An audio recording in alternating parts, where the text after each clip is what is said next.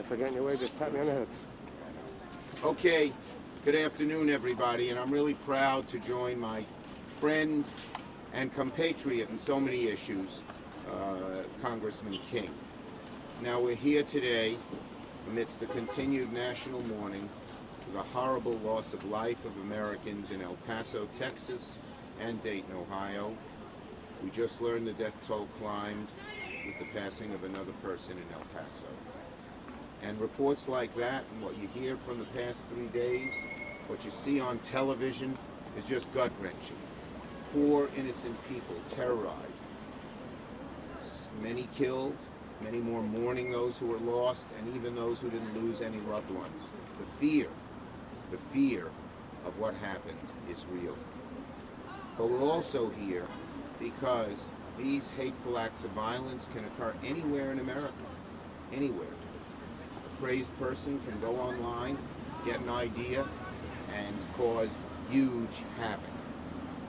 The Walmart was in El Paso, but it really could be anywhere in America, even here, as long as easy access to weapons of war remain the unaddressed crisis. We've lost more Americans in these 2 days, in Dayton and El Paso, than were lost in Afghanistan in 2017 and 2018 combined. Just think of that. And there are other acts this year too. They've shocked us to the core. The American gun violence epidemic has delivered more than 250 mass shootings to this nation since the beginning of the year. El Paso and Dayton were number 250 and number 251 mass shooting this year. That's just about one a day. Too many Americans' lives have been lost. And quite frankly, we're here on Long Island, and we know we've had our own massacres. We remember what happened at the train station and several other incidents that tore our hearts out. And so we are here today. Well, let me just say one more thing. You never really heal, and Americans more than ever are looking behind their shoulder to see if someone with a gun potentially engaging in a mass shooting is near them. So there's pain and there's fear. And today, Peter King, a Republican, myself, a Democrat, are here to say enough is enough. We are calling on Leader McConnell to bring the bill that passed the House, that Peter King bravely sponsored, to the floor of the Senate ASAP. If that bill comes to the floor of the Senate, I believe it will pass. I believe it will pass. And, Oh, okay, Garrett.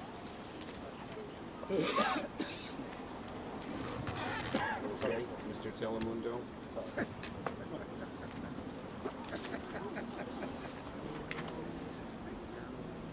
This is the bill. It's H.R. 8. It's a piece of paper, but it's a piece of paper that could save lives. This piece of paper represents more than just about anything else that could be done to stop the violence, such as occurred in Dayton and El Paso. It had bipartisan support in the House, and if Leader McConnell would simply bring this bill to the floor of the Senate now, I believe it would pass. We're saying to Leader McConnell, do the right thing. Gavel the Senate into an emergency session so we can take immediate action on the bipartisan, already passed gun legislation that Peter and others successfully shepherded through the House of Representatives. 150 days have slipped by since the House passed the bill. And all we've heard, unfortunately, from Leader McConnell is silence. We can get this done. I'm the author of the Brady Law back in 1993.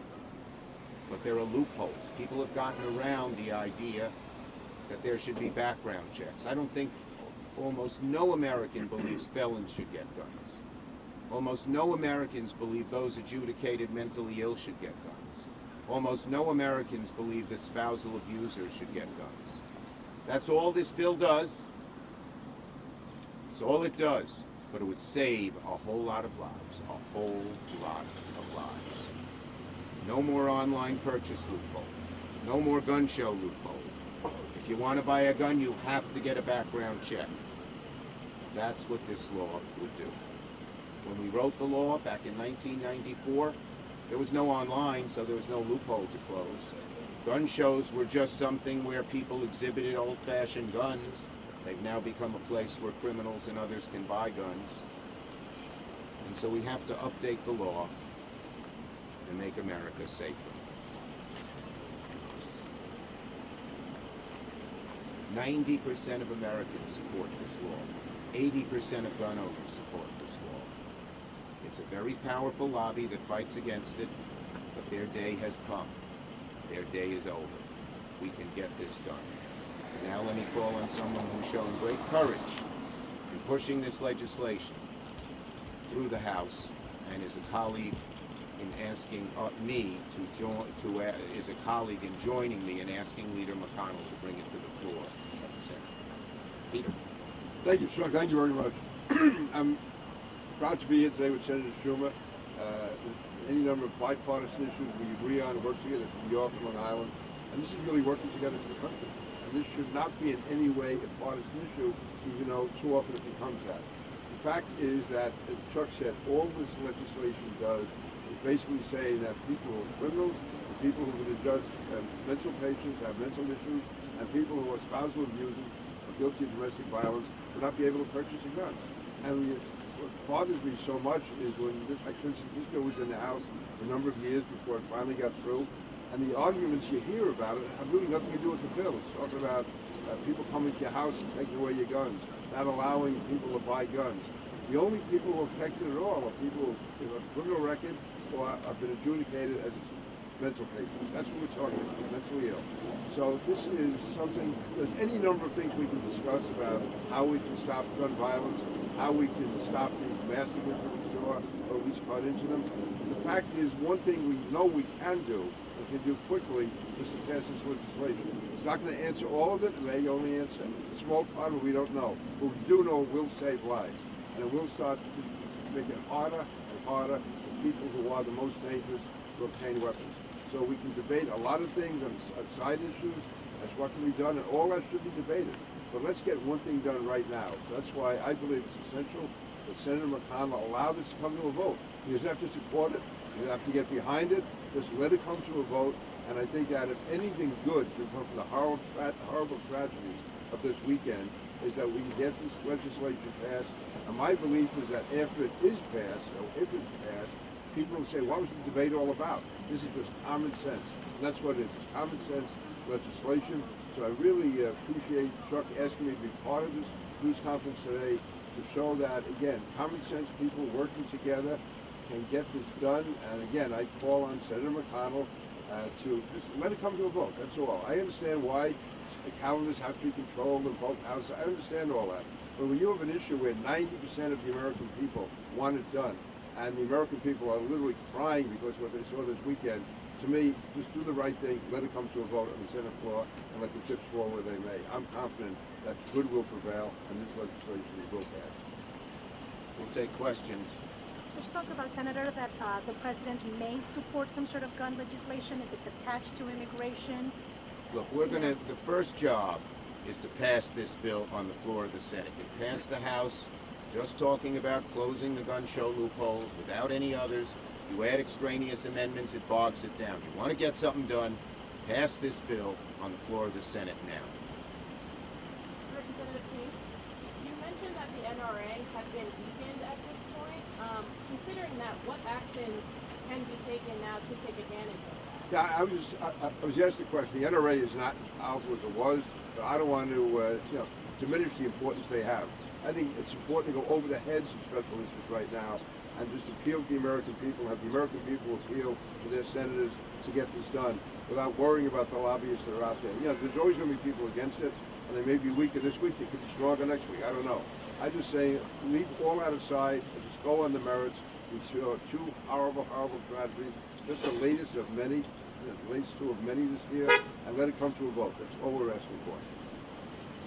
Senator, first, have you spoken to Leader McConnell about this? And secondly, what indication do you have, if any, that other Republicans in the Senate might be supportive? Well, you know, there have been some Republicans in the Senate in the past supportive of this. I think the number will grow given what's happened in America over the last 6 to 8 months in terms of the number of tragedies that have occurred. Leader McConnell knows very well my views. McConnell issued a statement last night saying that, you know, he asked 3 top committee chairmen to engage in bipartisan discussions. Have you heard anything about... We've discussed this long enough. This bill has bipartisan consensus. The experts, the groups, everyone all believes it's the right thing to do. Discussions are fine, but let's pass this bill now. We've discussed this for years and not gotten anything done. And the red flag law that the Ohio... Well, again, you know, there are lots of other things that could be done. This is number one to Peter, to me, and to America. Let's get this done. But do you have any comment on that specific? Well, look, you know, you'd have to, the idea of a red flag law is okay, but it doesn't substitute for doing this. It's not enough.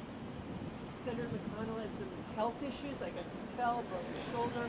Some of his people are saying he's not in a position to act on this now. I'm not going to comment on that. And the president said yesterday he wanted, you know, Washington to come together on legislation. We're coming together right now. And I think Peter would not disagree with me on this. It would be great if President Trump would tell Leader McConnell to put it on the floor. I would say it's like Nixon going to China. If President Trump would just come out and say that he believes a background check should be held, bring us to a vote on the Senate floor. And if there's any specific objections people have to certain parts of it, get it out. But let's get this done, not just, as Chuck said, it's been discussed and discussed and discussed.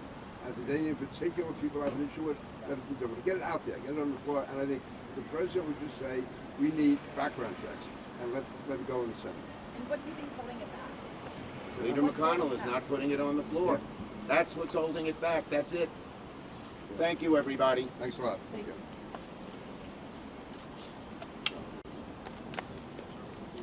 Okay.